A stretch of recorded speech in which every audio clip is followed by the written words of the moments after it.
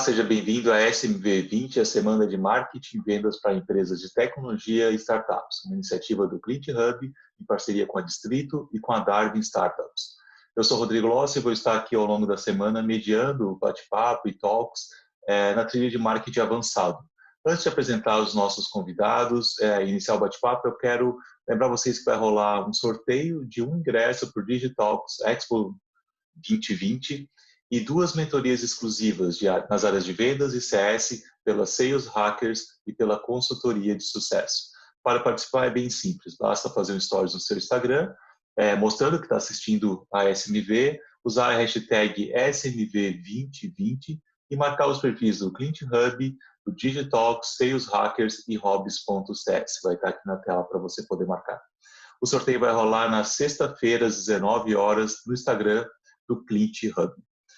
Bom, agora nós vamos falar sobre estratégias de marketing de conteúdo para empresas de tecnologia, né? Como sair da mesmice dentro desse mercado tão competitivo.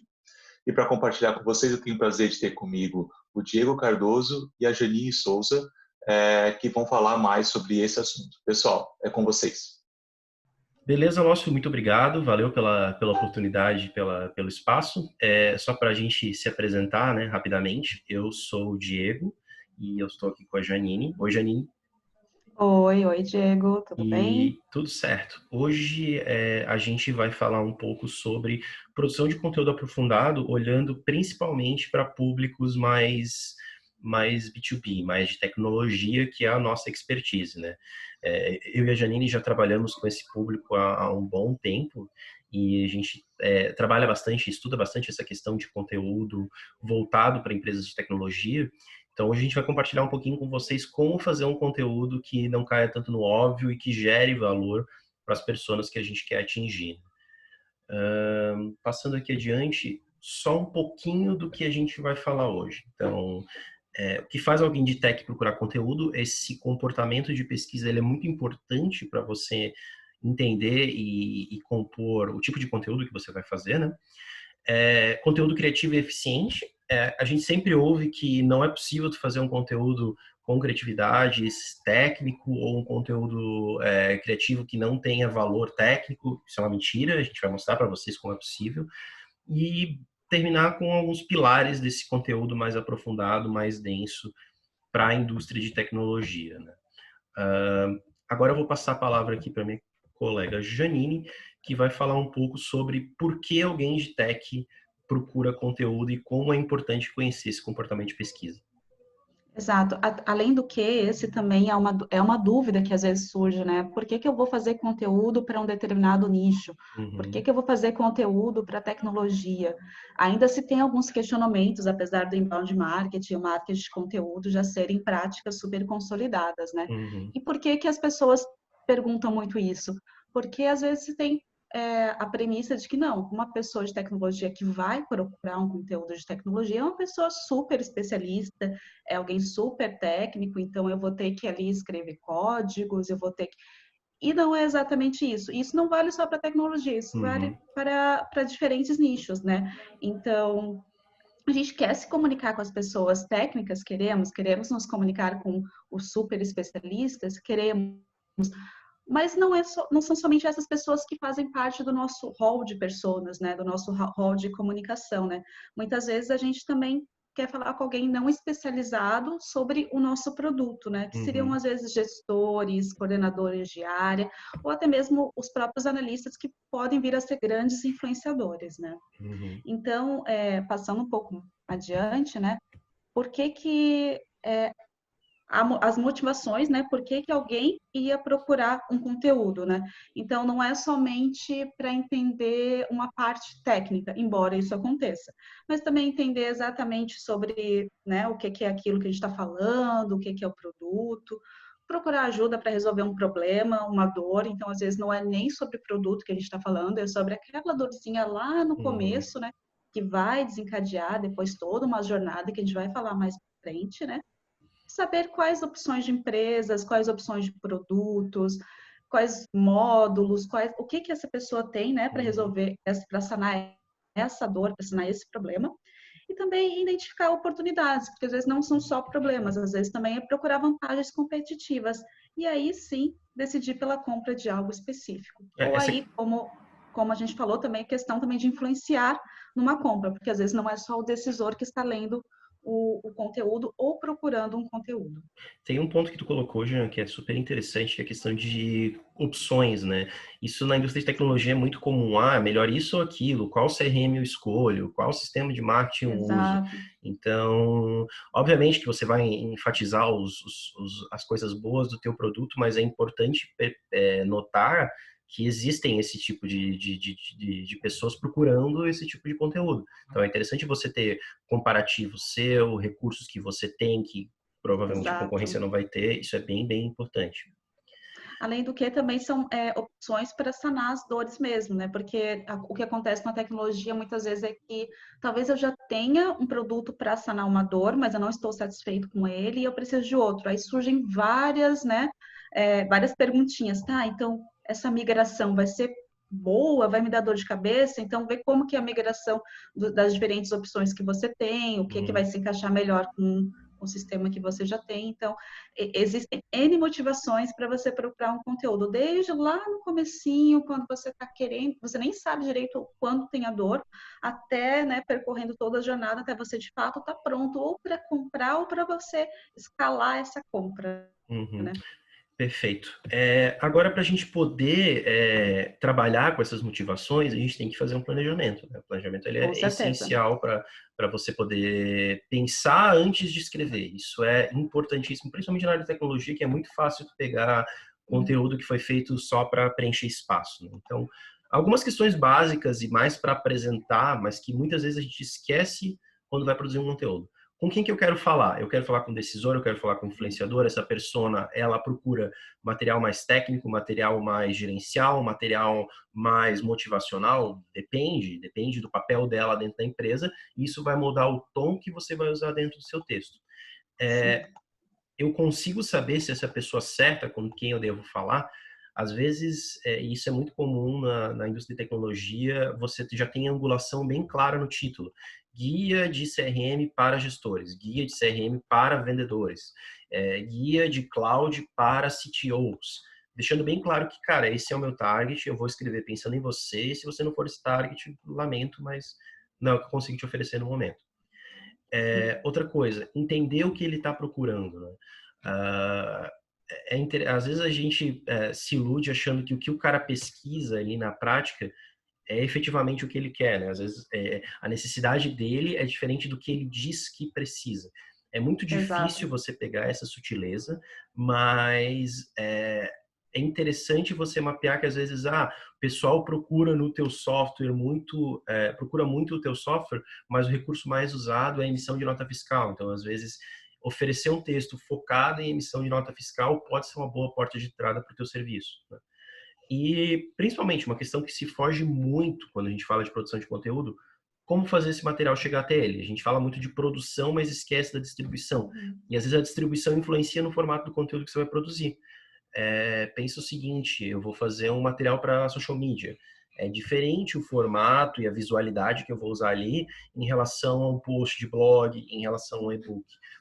O meio influencia muito na mensagem nesse caso. Então, vale muito a pena você pensar nos meios de distribuição.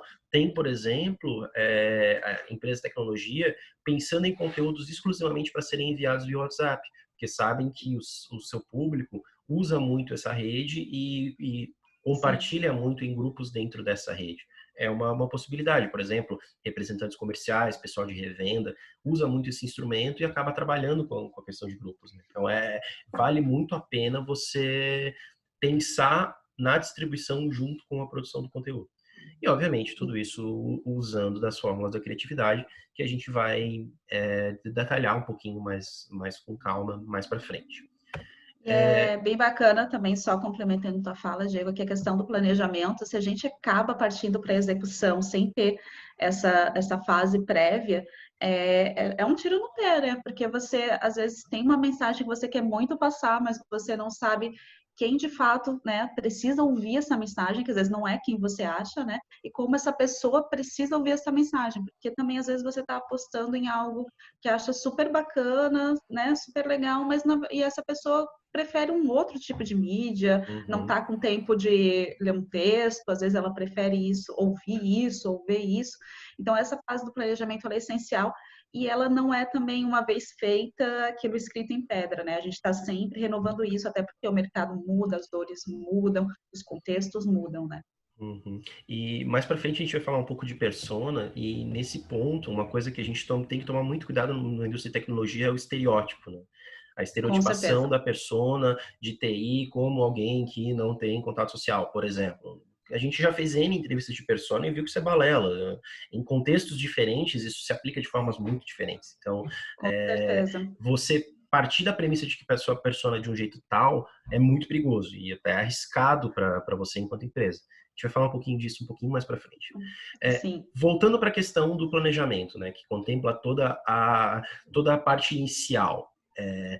A gente não pode sair escrevendo sem saber quem deve ler, como conduzir o leitor desse meu material até o final do funil, partindo da premissa de que seu objetivo é venda, né? E as características de cada um dos conteúdos produzidos. Se ele é mais informativo, mais opinativo, se ele é mais leve, se ele é mais técnico, se ele usa mais termos em inglês, se ele é mais aportuguesado e por aí vai. Isso tudo conta num bom planejamento. Aqui na Dialeta a gente usa duas estruturas bem importantes de planejamento, que é persona e jornada de compra. A gente vai detalhar um pouco mais dessas duas estruturas mais para frente, mostrar como elas ajudam a balizar o conteúdo que a gente vai escrever antes mesmo de escrever o material. E aí a gente vai para a técnica, né, Jean? E isso são os outros dois pilares, técnica e criatividade, que também fazem parte dessa produção de conteúdo mais aprofundado, né? A técnica é basicamente quais são as ferramentas, quais são os modelos, o que que você vai utilizar, né? Que vai ajudar esse teu conteúdo a ser estruturado, a ser produzido e principalmente fazer com que ele chegue até exatamente ao público que você deseja, mais do que ele chegue, que ele engaje, que ele seja compreendido, que ele gere interesse, que ele gere uma troca. Então, essa é a parte da técnica. E a criatividade é algo um pouco mais subjetivo e que gera bastante dúvida, né? Como é que eu vou ser criativo com tecnologia? Partindo daquela premissa que muitas pessoas têm de que tecnologia é super, né, super especializada, super técnico, códigos. Então, às vezes, pode gerar uma certa angústia. Tá, como é que eu vou ser criativo com isso, né? Como é que eu vou pegar aquele monte de termo técnico e vou fazer uma coisa diferente, né? Mas não é bem assim, não é só sobre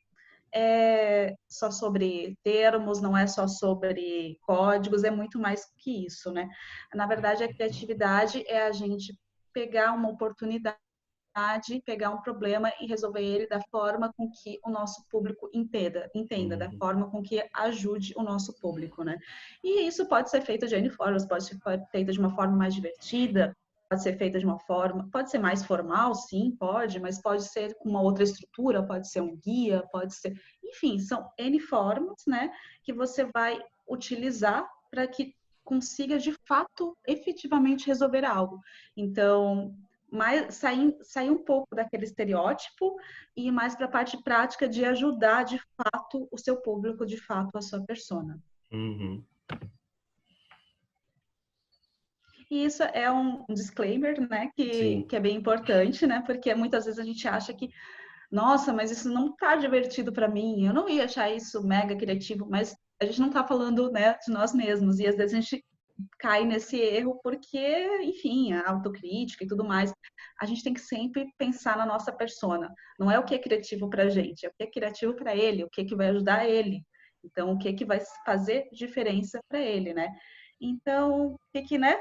Isso significa, né? O que vai impactar de fato a nossa persona, a linguagem que vai impactar a nossa persona, as situações que realmente acontecem com a nossa persona, tudo que acontece de fato com a persona, não aquilo que acontece com a gente, não a linguagem que a gente acha correta, não a situação que a gente, né, enfim, que nós vivemos, né, e não nossa persona, não as oportunidades que eles teriam para a gente, mas as oportunidades que seriam para nossa persona. Isso é bem importante, porque é muito fácil escrever para a gente, né? A gente, como Exato. público, é muito fácil. Eu sei do que eu gosto e o que eu gosto de ler, mas o que que é meu público-alvo, quem compra o meu produto, o que que essa pessoa compra? É totalmente diferente, né? Outra questão. E E é um isso. exercício constante, né? Porque eu lembro que eu fiz um workshop há muito tempo atrás, que foi até de uma iniciativa muito bacana, que eles ensinavam pessoas, né, a empreenderem. Uhum. E nisso tu colocava várias personas e tu tinha que pensar como aquela persona e usar os recursos que eram te dados como se fosse aquela persona. E vez ou outra, assim, num jogo, algo simples, tu já via o quanto tu saía do personagem. Então, isso é muito fácil também quando tu tá escrevendo um conteúdo, quando tu tá estruturando uma grade editorial, tu acabar saindo um pouco desse interesse da persona e pensar em si mesmo. Então, é um exercício constante que a gente tem que fazer. Uhum, com certeza. E para você saber se esse seu material é efetivo ou não, entra a parte de mensuração, né? Não adianta eu fazer um Exato. material e jogar para o éter, jogar para o ar e, não, beleza, ele vai dar certo, eu tenho certeza disso. Você tem que ter critérios bem claros de medir se o resultado dele é bom ou não.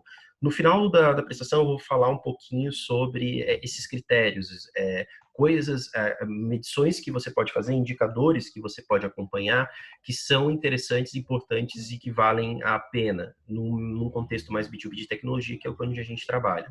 Mas, de todo modo, tenha em mente que a tua rotina de conteúdo termina na mensuração. Ela nunca vai ser completa 100% sem que você meça o resultado adequadamente. Dito isso, a gente volta um pouco para a questão de hábitos de consumo desse público de tecnologia, né? A gente trouxe aqui uma numeralha para vocês terem uma ideia, são dados da Forrester. 1/3 de compradores B2B começam sua jornada no site do fornecedor. Então, não tem mais aquela história de você chegar na loja e ver o que tem. Você já chega na loja sabendo as opções e sabendo os problemas daquele produto. 1/4 desses compradores começam com o mecanismo de busca. Por isso que Google é tão importante para as nossas estratégias de conteúdo. A otimização é uma condição sine qua non, assim, é importantíssima para você poder compor um bom conteúdo. Mas a metade dos compradores esperam fazer uma em cada 2 das suas compras online em 3 anos. Tem case de gente que vende apartamento 100% online e tal, mas as negociações têm sido cada vez mais digitais. Gente, nós estamos enquanto nós estamos gravando, né, hoje 26, 27, 7. estamos ainda em quarentena e a única forma possível hoje de você trabalhar é com uma compra online. As compras presenciais se reduziram bastante. Então, até nesses momentos adversos, a negociação online é super importante. 74% de quem comprou procura informações sobre produtos em qualquer canal. Então, assim, ele vai pesquisar. Se você está lá nos canais, ótimo. Se você não tiver, ele vai procurar no teu concorrente ou em algum detrator. Seguindo adiante, esse dado é muito legal, 89% dos entrevistados B2B usam marketing de conteúdo em suas empresas. Pô, bastante, né? Desses 11% que não usam, metade planejam esforço para começar a usar. Então, pô, é uma parada popular, legal, interessante. Mas aí tu vai ver o nível de maturidade dessas empresas, né? Tu tem ali 6% de sofisticado, não, eu me garanto, 22% de maduro, mas aí para baixo é que a coisa começa a descambar. 35% de adolescente, vamos botar ali 3 de 5, né? 26% pré-adolescente e 10% primeiros passos. Então, mais da metade ainda está engatinhando nessas estratégias, que mostra que a preocupação com o conteúdo e com esmero nesse conteúdo é super relevante.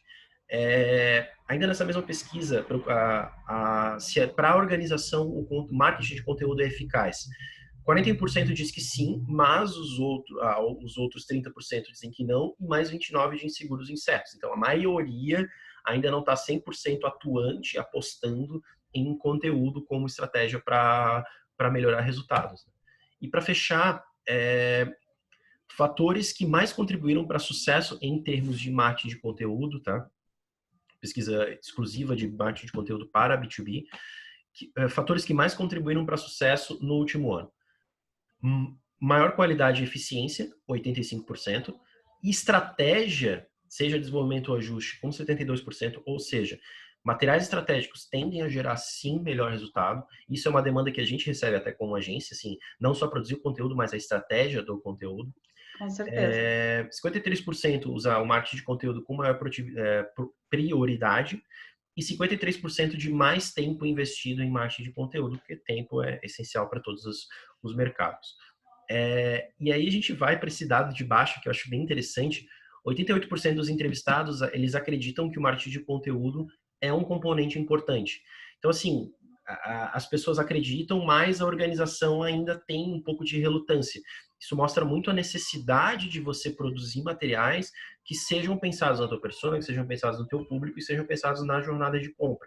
Então, a gente está aos poucos virando, esses números, se não me engano, são de 2018, e a gente está aos poucos virando esse cenário, mas ainda é um processo árduo. Não é fácil chegar e falar de conteúdo, principalmente conteúdo aprofundado. Para trabalhar com conteúdo, aqui na Dialeto, a gente usa a metodologia do inbound marketing, o marketing de atração, como vocês preferirem chamar. A Jean fez aqui um resumo, digamos, em poucos minutos, como encapsular esse conceito de marketing de atração, né, Jean? Isso foi até um pouco ousado, porque a primeira regra é que não temos atalhos, então resumir em menos de 5 minutos já vai um pouquinho contra isso, mas é só para a gente ter um início, assim, uma pontinha do que o inbound marketing precisa, né? Então, ou seja, você não vai ter um atalho no inbound marketing, no marketing de conteúdo, enfim, não vai ter nenhuma ferramenta milagrosa que vai permitir que você simplesmente passe por todos os processos iniciais, por todo o planejamento, né, sem precisar daquele tempo inicial de conhecer a persona, de fazer jornada. Então, você não adianta, vai ter que passar por essas etapas, e essas etapas são muito, muito, muito importantes, né? Então, você tem que cumprir cada etapa, você tem que ir atrás das informações necessárias, né? Então, ali coloquei como uma primeira pergunta não é buscar atalhos, é você se perguntar como que eu vou buscar formas criativas, né, dentro daquele nosso conceito de criatividade que eu falei anteriormente, de conectar a minha marca, a minha empresa com o consumidor, com a minha persona, né. E aí, indo para um dos papas ali do inbound marketing, né, ele listou 4 diretrizes que são bem importantes para a gente começar a pensar nesse trabalho de inbound marketing, no que envolve o inbound marketing. O primeiro deles, coordenação, que é justamente o que a gente falou lá no começo, que antes de você pensar em passar a sua mensagem, antes de você estruturar a sua mensagem, você tem que planejar. Planejamento é essencial. O planejamento vai levar um tempinho, mas esse não é um tempinho desperdiçado, é um tempo investido. Então, ele é necessário. Às vezes você não vai ver o retorno direto naquela etapa, mas assim que você tiver suas personas feitas, assim que você tiver tudo estruturado, lá na etapa da mensuração, você vai ver como isso foi importante. O segundo ponto é a confiança, ou seja, você precisa despertar a confiança nas pessoas e isso leva tempo. Ou seja, o trabalho do inbound marketing não é com o primeiro post, o primeiro conteúdo rico, não é com a tua primeira produção que você vai ter um boom estrondoroso, assim. Não, você vai ter que construir esse relacionamento com as pessoas. Você vai ter que mostrar que você realmente é uma autoridade. E nada melhor que o inbound marketing justamente para construir a sua autoridade no seu segmento.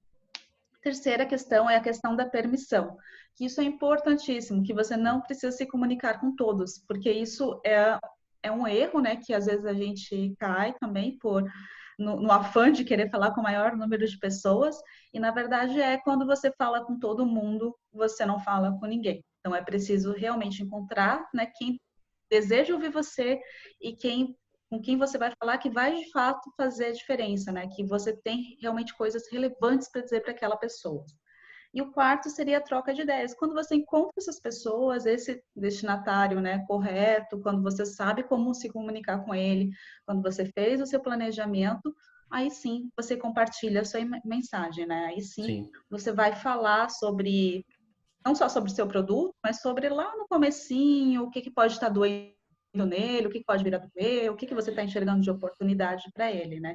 E quando é criado esse ambiente de conexão, também acabam se formando redes, né, que querem prestar atenção uns aos outros, pessoas que estão ali envolvidas, que querem realmente estar ali prestando atenção no que você está dizendo, e você também quer, obviamente, você quer saber também o que essa pessoa pensa, né? Porque é do seu interesse saber o que teu público pensa. Com certeza.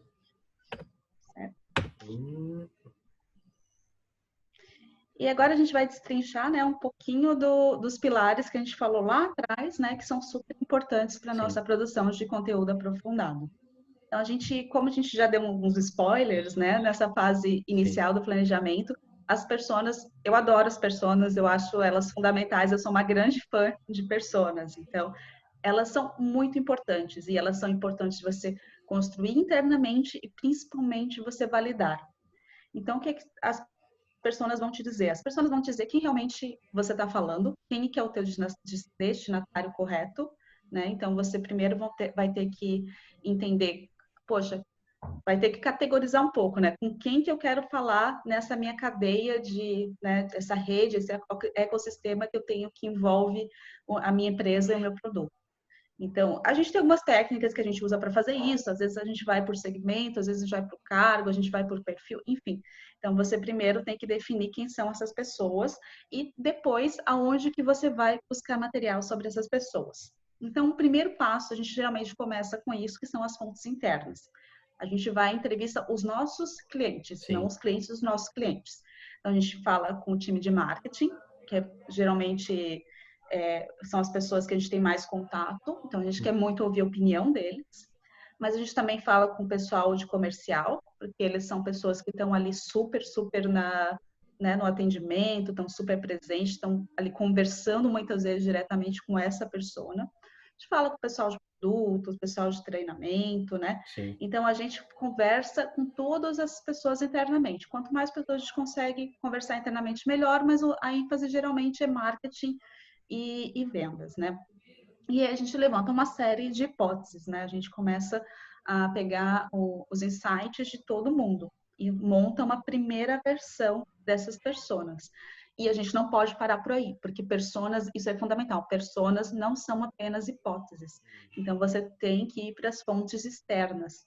Então, beleza, fiz as minhas hipóteses internas, agora eu vou validar elas. Então, eu vou procurar, inclusive, pesquisas, eu vou procurar outras fontes que tenham documentais, mas principalmente eu vou entrevistar os clientes dos clientes, né? Que são e é aquele cliente que não é qualquer cliente, é o cliente que é esse aí que eu quero atingir. Esse aí é o que tem todas as características, que ele tem o porte correto, o ticket correto. Então, é esse cliente que eu quero comunicar, eu quero mais deles. Então, eu vou conversar com eles, né? Então, eu primeiro levanto as hipóteses com todo o time, para depois ir validar. Porque é comum que a gente tenha uma percepção interna que às vezes não bate, porque às vezes até o cliente não se sente super à vontade para compartilhar conosco.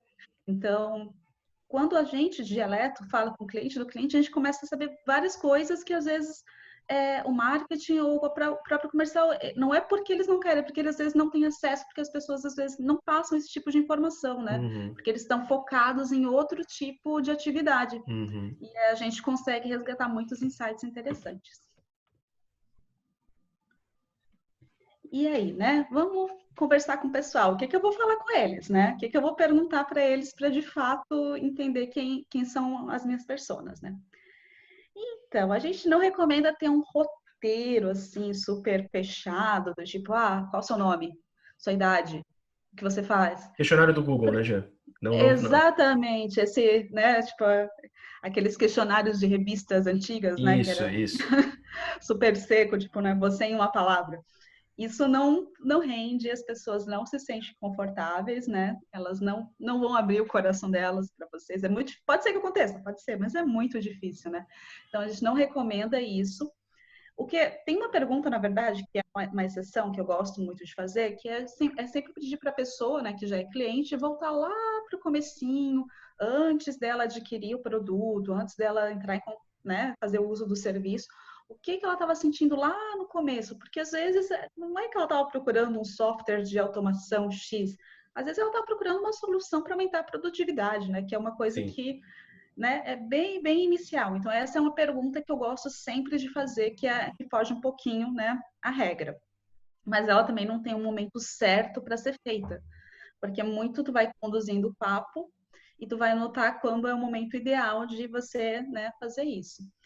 Então, na verdade, assim, você vai se guiar por algumas informações bases, né?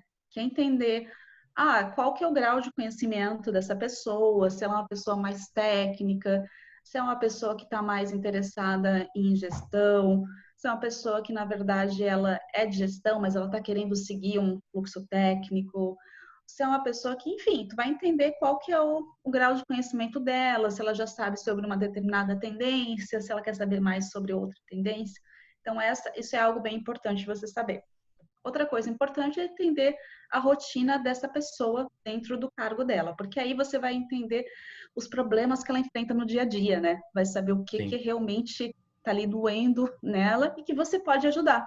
E também aquilo que poderia ser uma oportunidade para ela, que talvez ela não esteja conseguindo ver porque está muito atribulada, porque está envolvida com outras atividades, né? É importante saber também onde que essa pessoa busca informações. Então, entender, por exemplo, é uma pessoa que está ali direto no WhatsApp, que nem o Diego deu o exemplo no começo. Então, de repente, uma pessoa que vai ser legal para divulgar as coisas pelo WhatsApp. É uma pessoa que está super ligada em podcast. Ou uma pessoa que ela está mais ali ligada em e-mails, né, outbound. Ou é uma pessoa que vai e digita direto no Google, ela não vai em site de notícia, ela vai no Google e digita. Pô, uma pessoa muito legal para você fazer um trabalho super forte de keywords, né? E também entender também, em linha geral, o que essa pessoa gosta de procurar, né? Eu gosto de saber sobre novas tecnologias, eu gosto muito de ler sobre gestão, eu gosto muito de ler sobre liderança, eu gosto muito de ler sobre machine learning. Então, entender assim um pouquinho também do que atrai ela, porque são coisas que tu vai poder inserir na tua estratégia posteriormente. E tem outros pontos que você vai sentir na sua entrevista também. Importante, nunca chame de entrevista, porque isso intimida as pessoas. Sim, Fale é que é uma verdade. conversa, né? Que você vai sentir. Bate-papo, qualquer coisa do gênero, mas entrevista o pessoal, não, peraí, deixa eu me arrumar, né? Já impacta bastante. Ou a pessoa não quer fazer, porque ela acha que vai ser uma coisa super cobrada, ou às vezes ela fica com uma expectativa muito alta, né? Que nem falou, Diego, assim, vou me arrumar aqui, no final é só uma conversa que vai ter por call. Geralmente é por call, né? É muito difícil ser pessoalmente, assim, né? Então, nessa questão dessa conversa, né? Que você tem que chamar disso. Bacana. Seguindo um pouquinho adiante, então vamos falar da segunda parte, né? Nós falamos de persona, agora eu vou falar um pouquinho para vocês de jornada de compra. É importante notar que existem definições diferentes, né? Jornada de compra, jornada de uso de produtos são coisas distintas. Aqui o que a gente está se atendo é jornada de compra. Existem algumas metodologias, algumas com 3 estágios, outras com 4, outras com 5. Elas mudam muito de acordo com o fornecedor que você escolhe, com a sua referência técnica. A gente usa aqui na Dialeto a referência da RD, né, da Resultados Digitais, que é a jornada de 4 estágios: aprendizado, reconhecimento, consideração e decisão. Mas, em suma, o que significa essa jornada? É a trajetória que o leitor faz dentro dos seus conteúdos, não necessariamente de um conteúdo, até fechar negócio. E é importante registrar que essa jornada ela não tende a ser linear. A gente força uma linearidade para que a coisa fique mais lógica, mais bem explicada. Mas ela não é linear necessariamente. O cara pode cair no conteúdo de fundo, voltar para o meio, ir para o topo, depois fundo de novo. O importante é a gente ter esse framework para distribuir os nossos conteúdos dentro dessa jornada. Então, eu tenho que ter material de aprendizado, eu tenho que ter material de reconhecimento, eu tenho que ter material de consideração e eu tenho que ter material de decisão de compra. De uma forma bem simplificada: aprendizado, topo de funil; decisão, fundo de funil; e o resto meio. Obviamente isso muda de acordo com o teu mercado, mas é interessante tu ter essa distribuição para saber o quão aderente ao produto vai ser esse seu material. Quanto que ele vai falar de produto ou ele vai falar mais da solução ou do problema que você tem que resolver. A gente tem uma analogia legal que é a jornada de compra. Ela é muito parecida com a jornada do herói. A jornada do herói é uma estrutura narrativa. Quem trabalha com texto sabe disso. Esse paralelo foi a Jo que fez, eu achei muito, muito legal. A jornada do herói é uma narrativa composta, uma estrutura de narrativa que pode ser aplicada para várias histórias, desde contos de fada até histórias, outras fábulas, histórias da Idade Antiga, e ela tem alguns pontos em comum. Vocês vão ver em vários níveis de narrativa, E você pode usar essa mesma estrutura pensando em jornada de compra, né? Um exemplo é a fase inicial, que a gente chama de aprendizado descoberta. Na jornada do herói é o mundo comum. Contextualização e conceito do nosso herói. Quem é esse cara? Quem é essa mulher? Qual é a linha do tempo? Como que são os estágios de vida disso? No que ele é incompleto? Qual a diferença dessa jornada dele? É bem um material de apresentação, de contextualização para você saber com o que você está lidando. Depois chega o chamado aventura, que é basicamente o problema que o nosso herói vai resolver.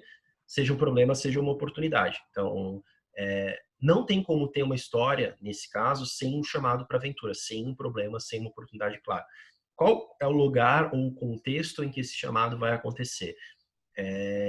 Qual é a melhor maneira de apresentar esse chamado? Existe uma forma que não seja clichê? Ai, nossa, você tem muitas confusões na área fiscal. Todo mundo fala isso. Mas qual é a dor mais latente? Emissão de nota fiscal? Emissão, pagamento de impostos? Pô, seja mais preciso. Você precisa de um chamado ou de vários chamados? Isso é bem importante também. Encontro com o mentor. No caso, o mentor seria a gente, o nosso material, né? Como levar esse cara para o caminho certo? Quais funções de mentoria que podem ser encontradas? Como que eu, empresa, especialista, posso ajudar o meu cliente a resolver o problema, o chamado que ele teve lá atrás? E aí depois o retorno com o Elixir, que seria a solução do problema. Pô, encontrei a solução, o remédio está aqui. O que ele aprendeu com isso? Como que ele volta a se dedicar à jornada e qual que é o caminho de volta? Qual que é a solução para o problema? E aí você vê que a jornada de compra é algo muito, muito usado, muito recente, mas se baseia também em estruturas mitológicas, estruturas narrativas que a gente tem de muito tempo, muito clássicas, né? Esse paralelo com a jornada do herói é bem interessante. Se vocês depois quiserem entrar em contato com a gente tem livros sobre jornada do herói que ajudam escritores, mas é só um paralelo para vocês verem que não é algo novo e é algo que pode ser aprofundado. É muito legal tu ver também a criatividade que envolve tu fazer esses paralelos, né? Porque às vezes tu se atém muito também a uma parte técnica, que a gente vai falar um pouco agora, mas que são técnicas que se baseiam em outras técnicas que tu pode ir além e você pode beber de várias fontes para que você possa encontrar de forma a sua maneira, né? A sua maneira efetiva de agir, de produzir, de planejar. Inclusive essa questão de referências, tu vai falar um pouquinho mais para frente, que é bem importante a gente ter quando produz conteúdo, né? Principalmente conteúdo técnico. Com certeza. Mas falando um pouquinho de técnica, a gente tem diversas técnicas que a gente pode utilizar, né? A gente falou já muito sobre o web writing na nossa vida, né, Diego? A gente já falou várias vezes sobre as técnicas que envolvem a questão de você escrever frases curtas, e são coisas que vão entrar aqui também no X-Writing.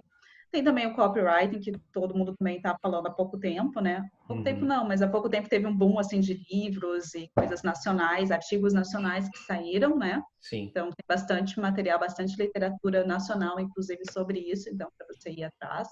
E também tem agora o X-Writing, que começou há algum tempo a ser mais falado, a ter mais cursos, a ter mais, né, material sobre. E o X-Writing, apesar dele ser para um propósito, a gente consegue também trazer ele para dentro da produção de conteúdo inbound, não só para a questão de produto, né, em si.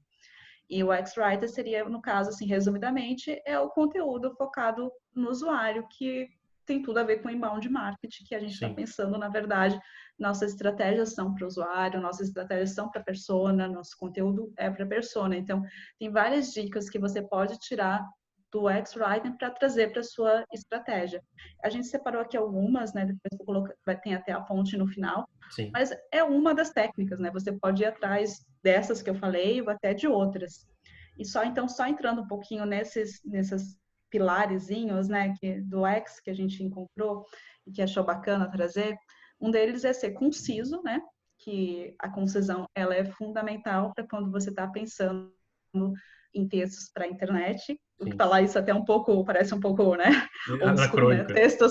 Textos para a internet, mas faz sentido porque você tem que pensar no seu formato e isso remete lá ao web writing também, né? Tinha muito disso, você tem que ser conciso. E conciso também não significa que você é limitado ou você é raso. Tá ali, é mais próximo ali do eficiente. Ser conciso é ser eficiente, é passar a sua mensagem. que também remete muito à questão das fases de aprendizado e descoberta, né? Quando você fala que você não vai ser, que você vai estar numa fase inicial, né? Não quer dizer que você vai ser raso também, né? Significa que você vai tratar de assuntos iniciais. Aqui, ser conciso não significa que você vai se limitar, que você, nossa, eu preciso escrever um telegrama. Não é isso. É você passar a sua mensagem de forma eficiente. Tem uma outra dica que também a gente falava muito quando a gente falava sobre o web writing, que é evitar blocões de texto, né? Sim. Porque aqui a gente fala sobre interface do usuário, mas é você pensar na sua leiturabilidade, né? Seja no desktop ou principalmente no mobile, você tem um blocão deste tamanho, vai te desanimar a leitura, vai quebrar o fluxo da leitura, não vai dar aquela fluidez. Então, evitar esses blocões de texto, né? Então, ter um texto eficiente, ter um texto fluido, ter um texto com uma boa leiturabilidade.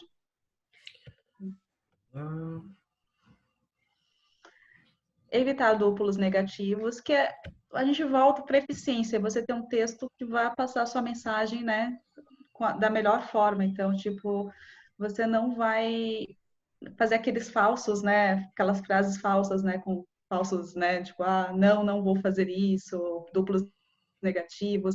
Então, a sua mensagem é super, super clara, né, tipo, frases objetivas, frases que trazem aquilo que você quer passar. E aqui começar com o objetivo, que é bem interessante também, né? Se você vai ter um objetivo junto com uma ação numa frase, começa ela com o teu objetivo. E você fazer isso novamente, né? Reforçando de uma forma concisa, não fazer isso um blocão de texto. Usar verbos específicos sempre que possível. Aqui fala, por exemplo, sobre conectar ou salvar. Então, ou seja, você vai direcionar para uma ação específica. Sim. Então, não deixar a coisa abrangente, do tipo configurar, que pode ser algo, né, amplo. Então, deixar o mais específico possível. Então, fazer que a tua informação ela seja, de fato, o mais relevante possível. Evitar jargões, que isso é ótimo, inclusive, para tech, né? Porque, lembrando, você não está sempre falando com aquela pessoa que é a pessoa de TI, que é o dev. Muitas vezes você está falando com um gestor de compras. E é importante você falar com ele da forma que ele entende. Então, sempre ser muito claro, ser simples, o que novamente não quer dizer que você vai ser raso, vai ser limitado. Aí você vai falar a língua dele e vai explicar de uma forma que ele entenda. O que é muito dos princípios jornalísticos também, né? Que você tem que traduzir para que a pessoa de fato entenda aquilo. Não é que você vai deixar aquilo pobre, ou que você vai tirar informações. Não. Na verdade, você vai transpor a informação, né, de uma forma que ela entenda. No jornalismo científico, isso é muito comum, por exemplo. Escrever na voz ativa, né, que voz passiva faz os leitores bocejarem. Isso é uma verdade, né? E aqui tem a 8ª dica, que é evitar mostrar todos os detalhes com antecedência, né? Então, às vezes, quando você, no afã de mostrar muita coisa, você torna tudo muito complicado. Então, você tem que respeitar a jornada da pessoa. Às vezes, ela também não está pronta para receber aqueles detalhes, né, do seu produto, ou saber sobre aquele módulo, ou saber mais sobre o serviço. Não, você tem que, né, respeitar a jornada da pessoa, deixar essas informações adicionais, assim, quando for, né, decorrendo, passando cada etapa, você vai acrescentando aquilo que é necessário, porque a pessoa também já está pronta para receber, né? Então, esses são só algumas dicas, né? O X-Writing vai muito além disso, né? É muito mais amplo e é muito interessante estudar ele, mas são pequenas, né? Pequenas coisinhas, pequenos detalhezinhos que a gente achou legal trazer, que já são super aplicáveis no dia a dia, né? E essa, como eu falei, é só uma das técnicas que existem. É muito legal ver a questão do web writing, como deu para ver muita coisa do X, muita coisa do copy, ele está baseado no web writing. É muito legal ver o copy, que ele tem também suas aplicações específicas. Enfim, e está sempre procurando técnicas novas, que a gente vai falar mais para frente, né? Você pode pegar um pouquinho de cada um e construir a sua própria técnica, que isso também é o que é criatividade. E a gente vai entrar agora justamente na criatividade. Tem um livro que é sensacional, que eu recomendo, assim, para diversas aplicações, né? Que é o Hobby como Artista. A gente usa essa referência há anos, né, já? Exatamente. Ele é muito bom não só para produção de conteúdo, como para a vida de forma geral, tudo aquilo que você precisa aplicar à criatividade, que você quer se tornar mais criativo. Então, esse livro é muito, muito recomendado. Ele tem a versão que é o livro mesmo, que é o Hobby como Artista. Ele tem aquela versão diário, né? Que é um formato que foi bem popular há uns anos atrás, que é para você fazer pequenas atividades, etc. Esse a gente pegou da versão, né, que a gente adaptou, né, a gente roubou da versão livro mesmo, não é da versão diário, mas ambas são muito interessantes, né? Então, o que a gente fez aqui com o Hobby como Artista? A gente foi lá no livro, roubou, na verdade, a gente pegou algumas referências deles e transformou eles em premissas para a produção de conteúdo aprofundado, né? Então, primeiro, roubar, você não está copiando descaradamente, não está fazendo um Ctrl+C, Ctrl+V, você não está plagiando, né? Não é um crime. Roubar, na verdade, é você ir lá, ver o que as outras pessoas estão fazendo, observar outras estratégias, buscar referências ou ideias de diferentes lugares, e depois fazer uma grande salada. Então, roubar jamais é você pegar, opa, estou pegando aqui, não vou referenciar, só vou dar um Ctrl+C, Ctrl+V, mudar uma palavra ou outra. Não, roubar não é isso, né? Roubo como artista é outra coisa. Rouba, nesse caso, é uma figura de linguagem, né? Exato, exato. E além de roubar, né, indo para o outro, é importante você colecionar, você ter sua coleção de referências, né? Então, entender, poxa, vi uma matéria sensacional e esse lead que o autor escreveu foi muito bem conduzido, ele fez uma analogia incrível. Opa, vou guardar aqui no meu museu de referências, né? E, opa, que metáfora legal que esse autor usou para... Nossa, isso pode ser em vários contextos, pode ser dentro da estratégia inbound, pode ser um livro que você leu, pode ser uma reportagem jornalística. Então, você ter várias referências e você colecionar elas. E você pode fazer essa coleção, né, e construir o seu museu virtual com várias ferramentas. Pode ser por meio do Evernote, que é bem popular, você pode criar um projetinho no Asana para você largar tudo ali, pode ser no Trello, tem ferramentas, não faltam para você colocar construir seu museu, né? Até no Note também, né? Então, tem várias ferramentas. O importante é colecionar e, como um bom colecionador, saber depois onde encontrar, né, os seus artefatos. Peraí, temos uma travadinha. Pronto. Importante, quem são seus heróis? A gente falou agora, né, da jornada do herói, né, mas não é bem isso, mas voltando também à questão de herói, é entender quem que você admira. Poxa, eu tenho um escritor que eu acho fantástico, ou eu tenho, enfim, um estrategista digital que eu acho incrível. Tá, legal, então eu vou saber como ele age. Sim. Mas mais importante que isso, é você construir um caminho, é construir sua árvore de heróis ali, sua árvore genealógica de heróis, entender quem são os heróis dos seus heróis, né? Sim. Então você vai fazer uma busca de referências. Opa, esse escritor fantástico que eu conheço, ele admira muito esses outros dois escritores. Vou conhecer um pouco a obra deles.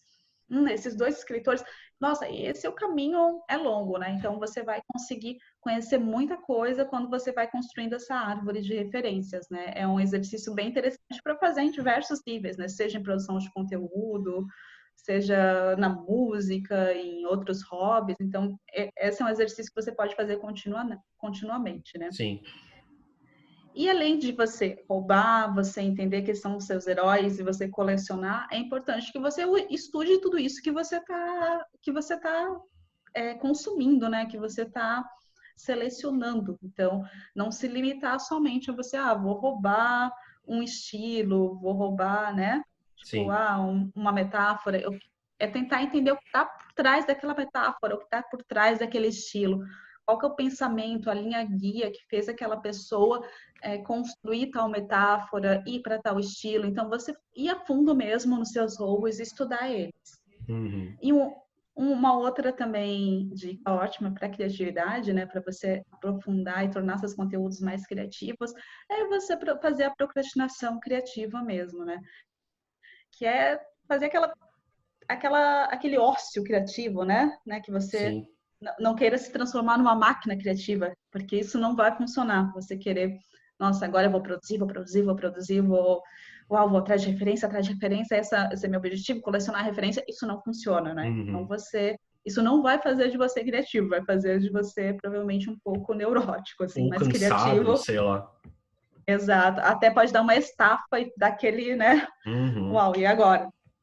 Então, dê um tempo entre um assunto e outro, faça a procrastinação criativa, né? Não fique nessa ânsia de, não, eu preciso ser criativa, eu preciso, vou produzir. Então, a procrastinação criativa também é um exercício importante. Questão importante que subtrair é muito difícil, né? Subtrair é muito complicado, né? Porque o inbound marketing e a criatividade têm isso em comum, que é a subtração, né? Porque, assim, muitas vezes a gente quer fazer muito, a gente quer mais, né? Eu quero mais referências, eu Sim. quero falar com mais pessoas, eu quero ter mais linhas de jornada, eu quero ter mais linhas de conteúdo, eu quero mais, mais, mais. Só que o mais, ele se perde, né? Liberdade é ótimo você querer mais, mais, mas no mais vai acabar naquilo que a gente falou antes, né? Quero falar com todo mundo, falar com ninguém, quero mais, mais, mais, no final eu vou estar super aberta. Então, Sim. é preciso subtrair às vezes. Então, é preciso você ter limitações, fazer recortes. Isso não quer dizer que você está limitando a sua criatividade. Na verdade, você está direcionando ela, você está dando um norte, você está permitindo que realmente a sua estratégia esteja direcionada, que você não está se perdendo nesse tanto de informações, e isso é muito importante na época que a gente vive, né? Nesse tanto de informações que a gente tem, nessa quantidade incrível de técnicas, né? Na fala passada eu citei 3 técnicas, né, de escrita, né? Então, poxa, se a gente for além, a gente vai encontrar milhões. Sim. Então, não, a gente tem que ter um recorte, a gente tem que subtrair um pouco também. E no final, né, a gente entendeu o que é um bom roubo, né? Que isso também vai muito lá do primeiro ponto, né? Que um bom roubo não é você plagiar. Na verdade, é uma forma de você homenagear, de honrar aquilo que as pessoas criaram, né? Com tanto carinho, com tanto esforço, com tanto estudo, né? E roubar é um exercício mais do que você conhecer o outro, do que ver o que o outro fez, é você conhecer a si mesmo, saber o que você admira, saber o que você gostaria de criar, né, dentro de tudo isso, né? Analisar tudo isso que você roubou, que você admira, entender qual é o seu estilo dentro daquilo tudo, entender o que é que você gostaria de fazer, né? Entender aquilo que os seus heróis fazem, que você quer fazer igual ou que você também quer fazer diferente, né? Então, um bom roubo é a tua chance de verdade de ser criativo. E no final é isso. O que você pode roubar disso tudo que a gente está falando, né? Sim. Então, você sair daqui com essa lição, tá? Poxa, eu vi várias coisas, muitas coisas legais, interessantes, mas muitas coisas talvez eu acho que não se aplica o meu negócio, talvez, enfim. Mas entender o que você pode roubar de legal, porque sempre tem uma coisa positiva que você pode roubar. Então, o que disso tudo que a gente está falando, que a gente vai falar ainda, o que você pode colocar no seu museu de referências?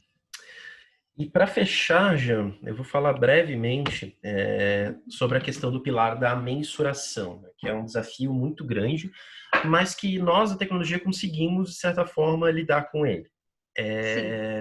Nada que a gente falou até agora vai fazer sentido se seu material não ninguém lê ou ninguém chegar até o final, ou pior ainda, a pessoa lê e aquilo não fazer diferença, não induzir ela para uma ação.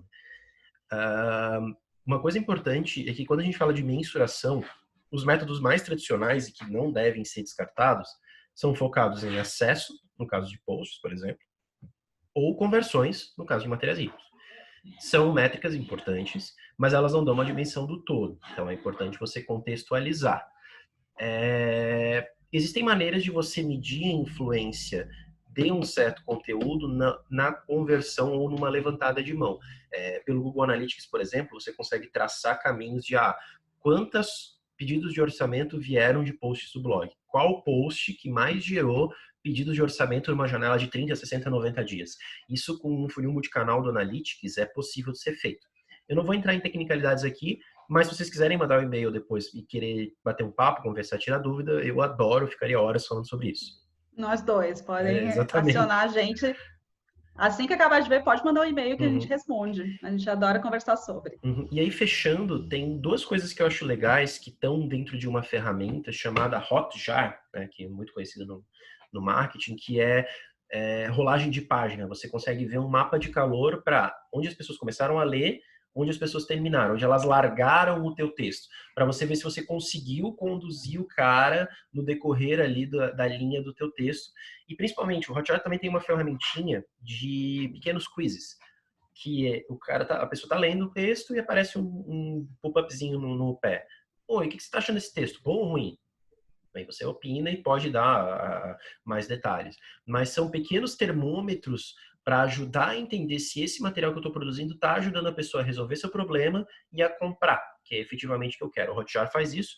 O tempo de leitura, o próprio Analytics dá, mas o Hotjar tem essa sofisticação de mapa de calor para você ver onde que as pessoas efetivamente largaram, né, o texto que você produziu até então.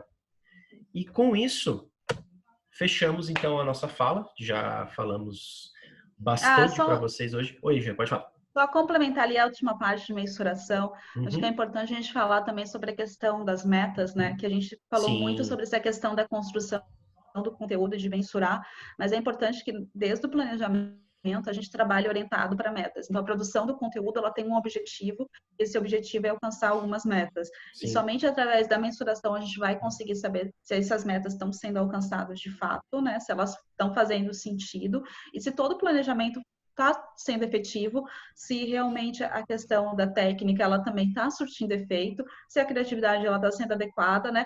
Quando que a gente vai precisar fazer alguma correção de rota, porque sem metas e sem mensurar o resultado, de nada adianta você fazer um lindo planejamento, que você vai estar simplesmente só produzindo por produzir, sem ter de fato um resultado para apresentar. Então, isso não é o inbound marketing, né? Nada errado em produzir por produzir, mas aí Sim. você tira o fator de estratégia. A estratégia ela tem a ver muito com metas e muito a ver com mensurar. E às vezes você pode começar com uma meta de produção mesmo, uma meta simples. Óbvio que o fim dela é a produção em si, né? Você não vai acabar gerando resultado, mas se você conseguir conectar de tantos artigos que influenciaram num fechamento ou usados pelo teu pré-vendedor numa prospecção como apoio, pô, excelente, maravilhoso, sabe? Ajuda muito. Então, tem vários tipos de metas que você pode utilizar, e também esse é um outro assunto que a gente pode depois individualmente conversar, né? Porque para cada negócio, para cada maturidade digital, vai fazer sentido você ter uma meta diferente. Sem dúvida. Pessoal, aqui estão nossos contatos. Se vocês quiserem tirar dúvida, conversar, dar feedback, aprofundar algum tema em específico, então nossos contatos aí, a gente está tocando direto, só vocês mandarem um e-mailzinho. Que a gente conversa. Quero agradecer ao Lócio por ter convidado a gente para poder falar com vocês sobre conteúdo, que é um tema que a gente gosta tanto, né? Sim. E se tiverem qualquer coisa e quiserem entrar em contato, estamos aí. Muito obrigado, pessoal. Valeu mesmo pela sua atenção e até a próxima. Obrigada, pessoal. Até a próxima. Diego, Janine, muito obrigado pela participação de vocês. Pessoal, é isso. Até o próximo vídeo.